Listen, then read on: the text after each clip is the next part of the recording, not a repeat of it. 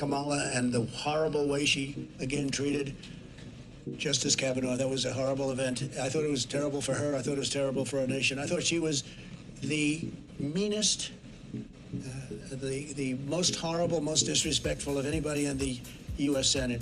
Hello, everyone. I'm Vanessa Martinez. And I am her co-host, Camila Cascarano. And this is Latinas in Poli, a podcast by college students for college students from Rollins College in the Winter Park area.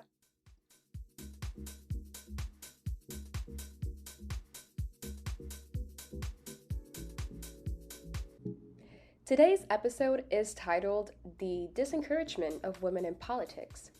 You know, lately, there's a cause for celebration as more women have run for office in recent years and have succeeded in their campaigns. So we definitely see a change coming. But there certainly needs to be an acknowledgement of how there is still underrepresentation of women in politics. And the explanation is not as simple as women don't just care a lot about politics. From media coverage to recruitment and political establishment to the wealth gap. Today, we'll be covering the institutional problems and the hostile sexism that prevents more women from running for office. Representative Yoho put his finger in my face. He called me disgusting. He called me crazy. He called me out of my mind. And he called me dangerous. Representative Yoho called me, and I quote, a fucking bitch.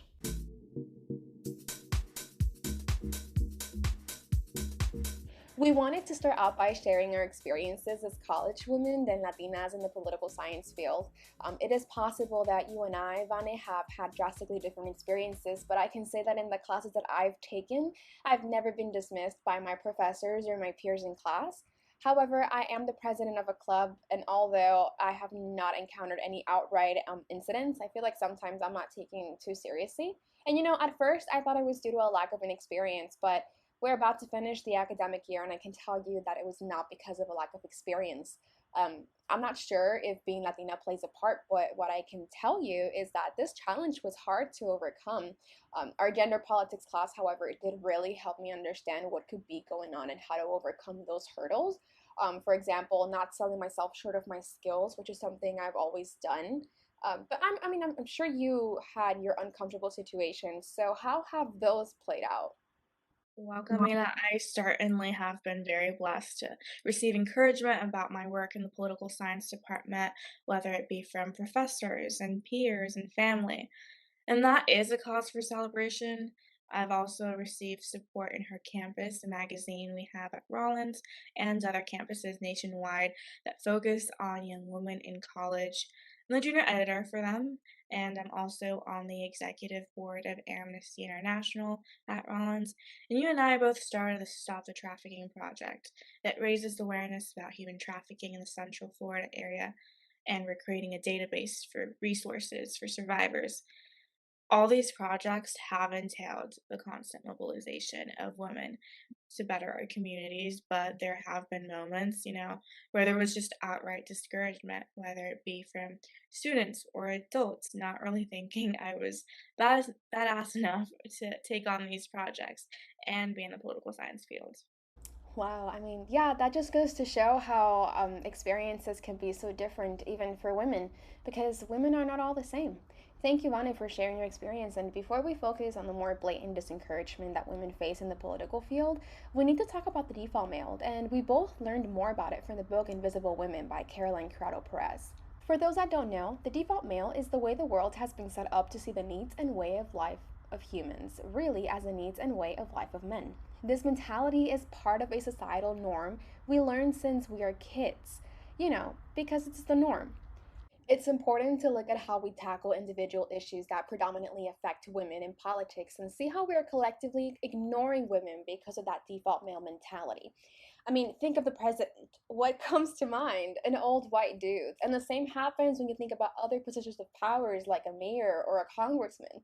The default male runs deep in our country, and we constantly must check ourselves to make sure that we are broad with our way of thinking. Including women in the conversation is key. Although, as we have seen, women are constantly demonized when they fight back against this phenomena of the default male. Vane, I know you've read a bit more about this, so can you elaborate on how that works? Because it's super interesting. What you talk about is so true. I once wrote a paper on the nasty woman perception and gender double standards that are key in discouraging women from running for office. There's an ongoing phenomenon where male politicians are being praised for having the same attributes that women are demonized for having. Being aggressive is one of the most respectable traits a male political leader can hold, whereas a woman being aggressive is deemed as completely disrespectful and takes away from her femininity. During the most recent election, former President Trump went on to call Vice President Kamala Harris a monster and the meanest, simply because she would stand up for herself, like when she was asking to not be interrupted in a vice presidential debate with Mike Pence.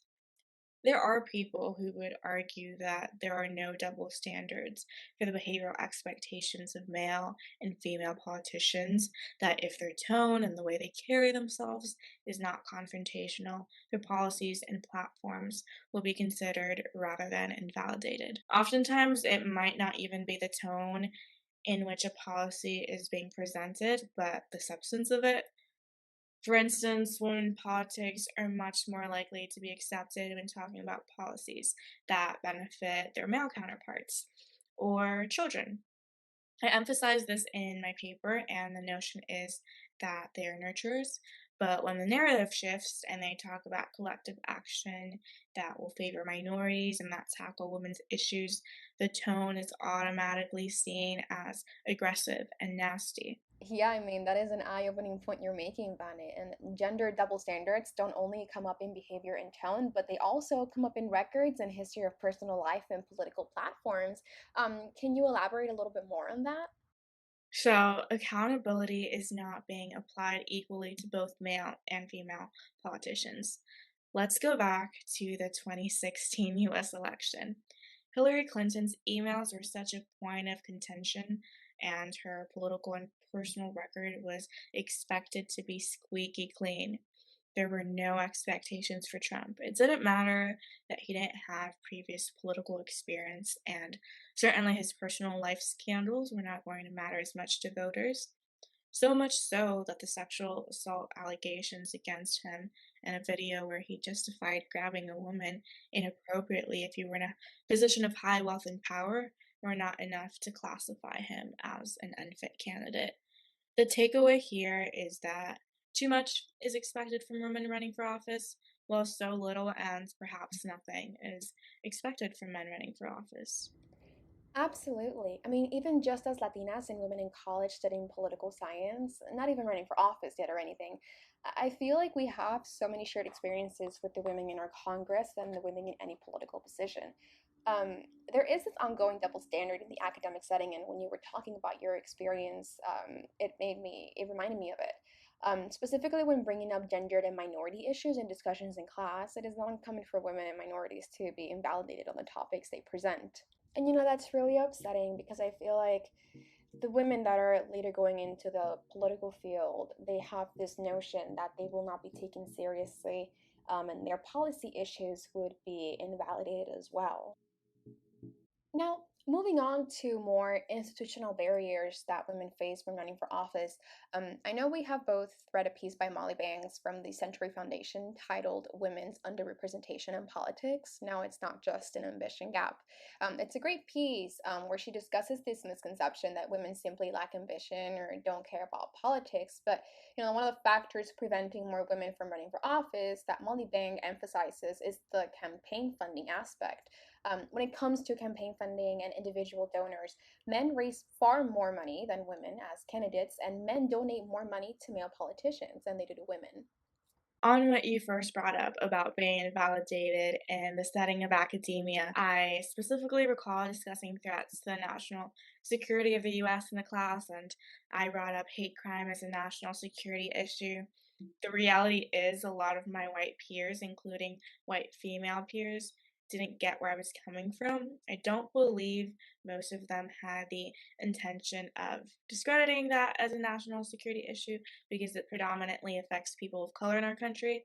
But they certainly have ingrained in their minds that because this issue mostly targets minorities, it can't be an issue for white Americans, and in turn, it can't be viewed as a national security issue to the US. Now, with what you mentioned regarding campaign funding, it reminds me of another institutional barrier she mentioned in the piece, being recruitment and the political establishment gatekeepers, referring to the establishment that controls candidate selection and political players, as well as non political actors ranging from professors to family, are less likely to encourage women to run for office. And the final key component she brings up is the wealth gap. The median wealth for single women overall ages 18 to 64 was only 49% of the median wealth of single men. And this is key because there are high costs in having a political career, and women are already at an economic disadvantage.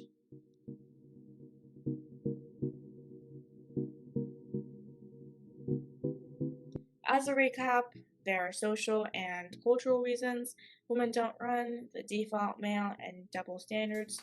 There are also institutional reasons women don't run, difficulty with campaign funding and lack of recruitment. And there are socioeconomic factors as well, that being the wealth gap. Your account on bringing up that national security issue in class is like what so many women and people of color experience. So, we have discussed our experiences and some of the problems that women face in politics, but how do we begin to solve them? Because in many democratic countries, gender quotas have been imposed where they require a certain percentage of women to hold office by law. But the implementation of something like a gender quota won't happen anytime soon in the country. But I think mobilizing young girls and women to start thinking about what it means not only to be represented by a government, but also how they can run for office is super important. That is a great start. We've learned that while men tend to overestimate their abilities, women will underestimate their abilities. It is important to acknowledge how both political and non political actors affect women's perceptions of not being qualified enough to run. Solutions to enable more women in our government would include following. First, addressing the social and cultural barriers to political participation is essential. It is known that women have more of the parenting and home responsibilities, regardless of whether they are in paid labor or not. The collective encouragement for men, including male politicians, to take on more care and home responsibilities would make the playing field more level, while demonstrating that parenting and housework should be a high priority for everyone, regardless of gender. Second, when it comes to work family policies, it's so astonishing to see, Camila, how many countries offer paid parental leave, but the US does not. There should be a broader effort to make parental leave accessible to everyone, which in turn allows for more women to run for office and stay in office. Third, I would say, since women are affected by campaign funding and the wealth gap, a tool that can be used is called gendered electoral financing. Governments or organizations would use political financing to increase the number of women in elected office. Absolutely. We have to create an atmosphere where men and women receive equitable treatment during campaigns. Something that has empowered me in the political sphere is surrounding myself with powerful women. Women like Representative Anna Scamani for Florida State House District 47, who I actually met recently, is such an inspiration for young women who are considering like running for office in Central Florida. I followed her work since I moved to the Winter Park area, and I know we both take inspiration not only from women in our government, but also women right here on campus. For me, that professor would be Dr. Straub from the history department. The first time I took her class, I had absolutely no idea who she was, and I was terrified because she was so strict. But I came to admire that. Um, and her discipline is amazing. And because of that, I'm minoring in history now. I'll always thank her for pushing me to my limits because her classes are hard, but they're so amazing. And that has ultimately made me a better student. But we should pay attention to those female professors that have had an impact in our lives. How about you, Vanna? Is there any particular female professor that has impacted your life on campus and outside? Well, first, let me say I love Representative Escamani. When I saw her at a rally once, I thanked her for her constant advocacy on immigrant rights in Central Florida and how this had an emotional toll on me because I grew up in Haiti and was watching the news of what was being done to Haitian migrants at the Texas border. But Camila, thank you for setting the stage to recognize and thank the female professors on our campus. For a long time, I've struggled with imposter syndrome. I still do. And the reality is, women and minorities are often discouraged in the political science field. So when you find professors that uplift you and truly teach you to do better, it is such a relief. Dr. Haynes from the political science department is a professor who has constantly given me reassurance in the fact that I am capable and deserve a seat at the table. One time I opened up to her about my imposter syndrome, and she told me that I was a great student and that she wished there were more clones of me. I mean, for someone to tell you that they wish there were more clones of you, that's a pretty cool compliment. I don't know if she remembers saying that to me, but I will always remember it. Her focus is political psychology, and this has been a field I know I want to work with in some way in the future because of her. I remember I was really nervous to take quantitative analysis, which is a course she teaches. Yet, this was just another example of how young women tend to underestimate their abilities. I have done much better than I expected, and that certainly is because of the encouragement of professors like Dr. Haynes. As we're wrapping up, it is key for our listeners to take away the importance of collective action and collective encouragement that women need so women can be better represented in government, universities, businesses, or whatever it may be. There is a silver lining. Young women are essential in the political field, contributing to different perspectives and innovative policies. By working towards the reform of the political establishment, we could open up and advance the political world. With that being said, we want to thank our listeners for being a part of the conversation and acknowledging the struggles women face in the political field and what there is to do. Until next time, once again, thank you for listening to Latinas in Poli Sci.